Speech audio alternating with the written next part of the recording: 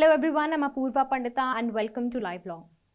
To today's top headlines, the Supreme Court has listed a batch of petitions for 9th May 2023 which question the constitutional validity of the marital rape exception given under the Indian Penal Code. These petitions were scheduled to be listed before a bench comprising Chief Justice of India D.Y. Chandrachud, Justice P.S. Narasimha and Justice J.B. Pardiwala yesterday. But before proceeding further, let me give a quick legal context of Section 375 of the Indian Penal Code. So Section 375 defines the offence of rape, and Exception 2 under Section 375 says that sexual intercourse or sexual acts by a man with his own wife is not rape, provided the wife is not under 18 years of age. Marriage thus erases an offence that is otherwise punishable. We also need to note that the age of wife given under Exception 2 was increased from 15 years to 18 years by the Supreme Court in the Independent Thought versus Union of India in 2018. And Section 376 of IPC provides for the punishment for rape. Now coming back to the batch of petitions concerning marital rape that are listed for the month of May. So these petitions mainly include four kinds of matter. First is an appeal against the Delhi High Court's split verdict on the marital rape exception. Second, it includes the PILs filed in the Supreme Court against the marital rape exception. Third is a plea challenging the Karnataka High Court's judgment which upheld the charges framed against a husband under Section 376 of IPC for indulging in sexual intercourse with his wife without her consent. And all other intervening applications have also been included in these batch of petitions. To understand it better, let's quickly recap the Delhi High Court's split verdict and Karnataka High Court's judgment that is in question. So last year, a matter with regard to marital rape was before the Delhi High Court's two-judge bench comprising Justice Rajiv Shakder and Justice C. Hari Shankar. They had delivered a split verdict.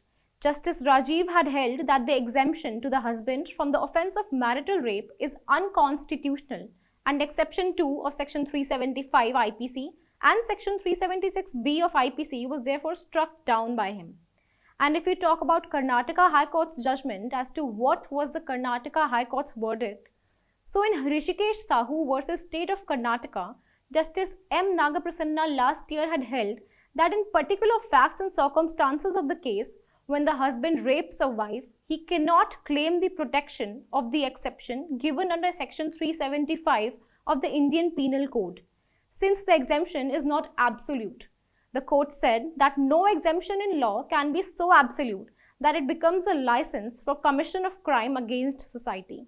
The Karnataka High Court, while delivering the judgment, had also noted the recommendation of Justice Verma Committee of 2013 that had called for deletion of this exception from Section 375 to restore the principles of constitutional morality into our penal laws.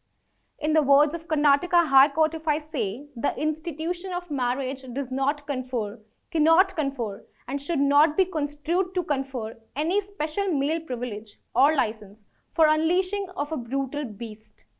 Although the case before the Karnataka High Court was not one challenging the constitutional validity of the exception under Section 375 of the Indian Penal Code, nor did the court strike down the said exception. The court, on the other hand, examined only a given situation and had sustained the charges of rape on the husband. Whether the decision was morally correct or not, it was challenged before the Supreme Court on the ground as to how can the Karnataka High Court pronounce a judgment against the express words in the penal code. So all in all, we have seen the contrasting decisions of the high courts of our country, but the Supreme Court is yet to deliver its verdict on this controversial matter. And for now, these petitions are listed for 9th May 2023. That was all for the video. If you like our content, then do not forget to like and subscribe to our channel. And for more such updates, keep watching LiveLaw.